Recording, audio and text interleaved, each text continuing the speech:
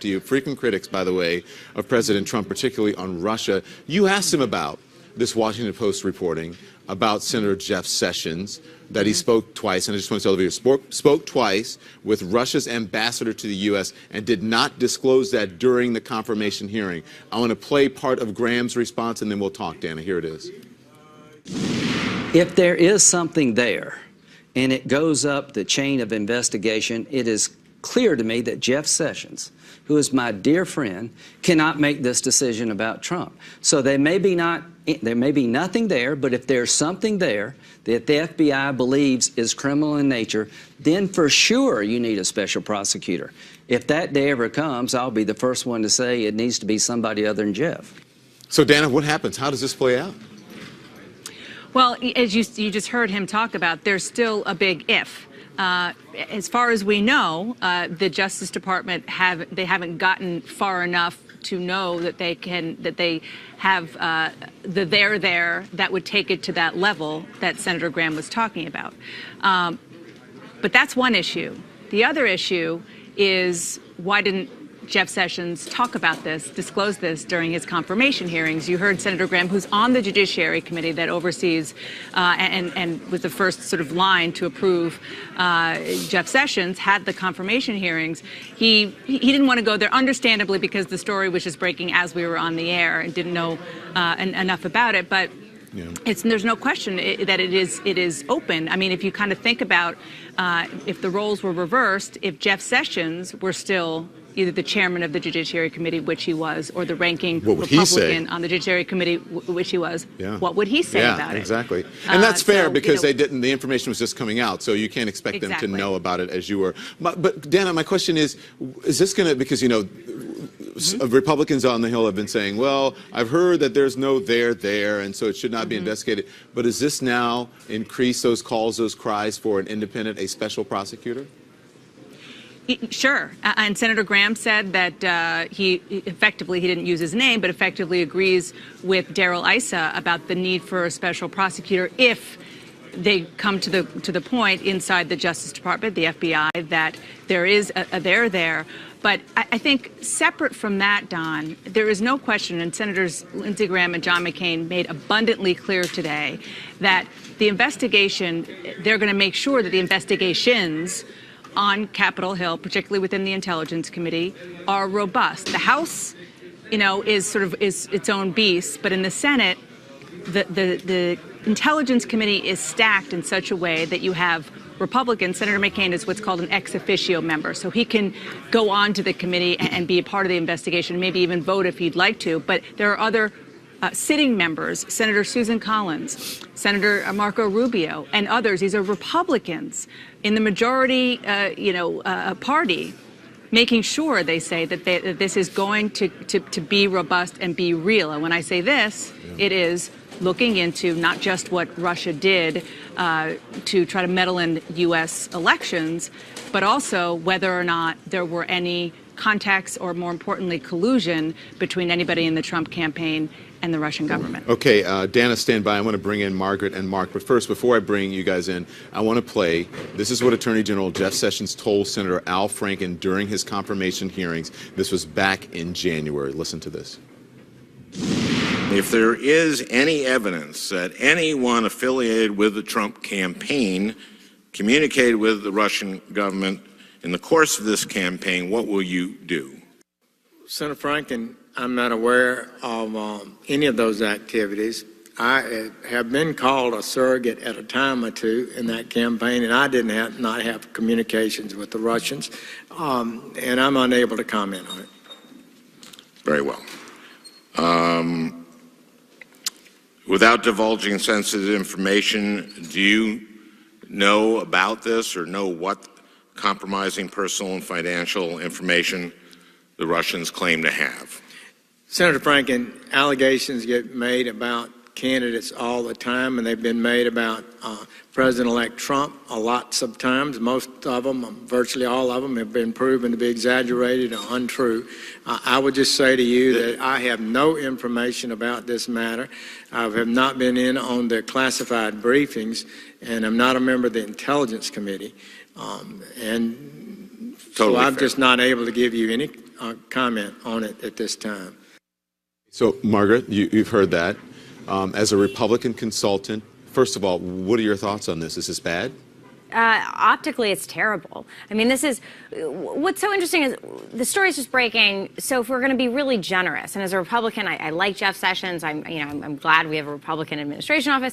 It is really strange and troubling that two senior administration officials have had now proven contacts with senior Russian officials and lied about it and hid it. Right? So what's concerning to me as a Republican supporter of this administration is not necessarily the crime, but the cover-up, right? It's why has Jeff Sessions in his confirmation hearings not being truthful with Al Franken, especially at a time when all of the background discussion, the backdrop in the discourse against those hearings was Russian intervention in U.S. elections. So it's not like it wouldn't have just occurred to him, or he would have completely forgotten that he met with the Russian ambassador in the United States. And by the way, you know, to say this is because of his capacity as a senator in the Armed Services Committee, certainly you can say that. But then why did no other member of the Armed Services Committee meet with the Russian ambassador? But if you're meeting with a Russian ambassador, I mean, come on, you know, we meet people all the time, and I'm sure that you know. But if you meet an ambassador and someone who is a spy, whether you know they're a spy or not, or consider that, wouldn't you kind of remember? Well, that's not I mean, it's not. Look, we don't. Whether he's a spy or not, Jeff Sessions. If you meet with a Russian ambassador, wouldn't you senior member of this? I believe he.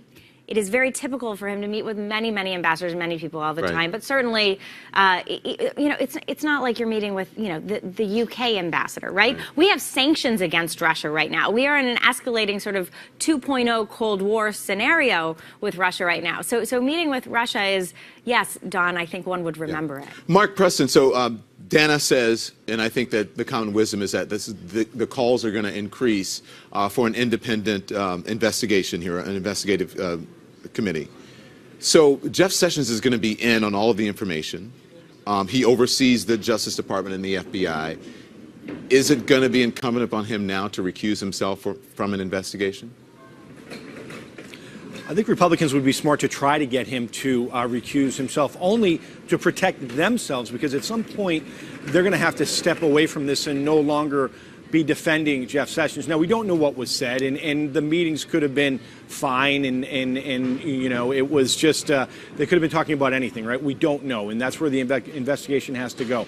But it could be innocent, but I mean, to Margaret's point is like, if you don't, you know, why not just say that you met with them? Listen, they could have not, they could have talked about nothing, who knows? But still, to Margaret's point and to other folks, they did have those meetings, and to say you didn't meet with someone is just factually not true. But go on, Mark. No. And in fact, I was getting that because I actually agree with you. Contextually, the timing and the fact that it was on multiple occasions, meeting with the Russian ambassador at a time when there was concern about Russia having influenced our election. In fact, John McCain just said tonight, Don, have no doubt what the Russians try to do to our election could have destroyed democracy.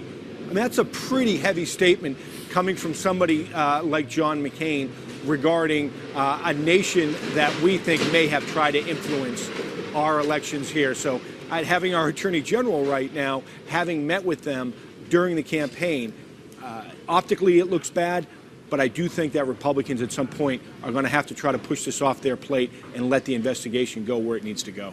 What is the impact here, Dana, on what Evan's reporting, what the Washington Post is reporting of these meetings taking place in the sidelines at the Republican convention? What's the impact?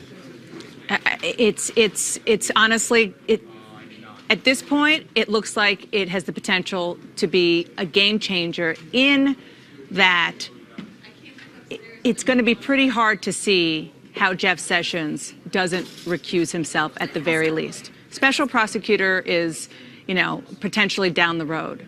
But in the short term, the question now, as we're hearing more about this, is should he recuse himself? Mm-hmm. And the calls are likely to come. And it's one thing to come from Democrats, but it's quite possible, even probable, we're going to hear from more Republicans to do it for the reason that Mark just said, to protect themselves, to protect the integrity of whatever investigation is going on, so that at the end of the day, they don't have people saying, oh, no, it wasn't real, because you have the chief law enforcement officer, the head of the Justice Department, who was potentially compromised. Margaret, I know you want to get in, but I need you to report this. Representative Elijah Cummings calling on Jeff Sessions to resign at this moment. What's your response?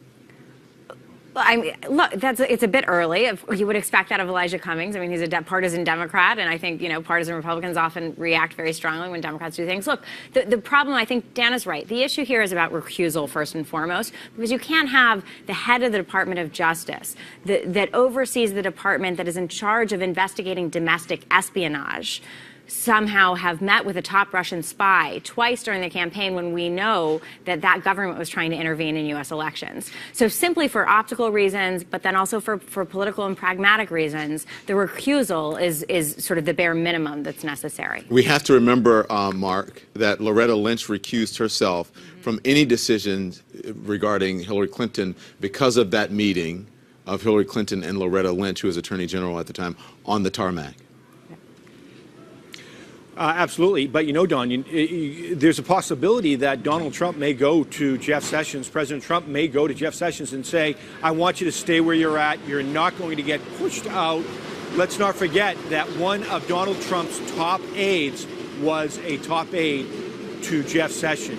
And, somebody who is close by his side, somebody who is influencing his policies. So we may see that. So I'm not sure we're going to see something happen in the next 24, 48 hours. But we'll see if at some point the pressure gets so high that, in fact, Jeff Sessions has to. Can I just quickly, Dan, because we'll come back, but quickly, do you? Okay, just really fast. Loretta Lynch, she did say that she wouldn't be involved in these decisions, but she didn't completely remove herself from the investigation, which could be an example of why they potentially need to do it differently this time. Yeah, I may have misspoken. I meant Bill Clinton on the tarmac. I'm not sure exactly. No, you're what I right. said. No, you were absolutely right. So listen, I thank you very much. Stand by, everyone. Again, our breaking news tonight is that we're reporting tonight that the Attorney General, Jeff Sessions, when he was still a senator and an advisor to the Trump campaign, had meetings with Russia's ambassador to the U.S., but did not disclose them during his confirmation hearing.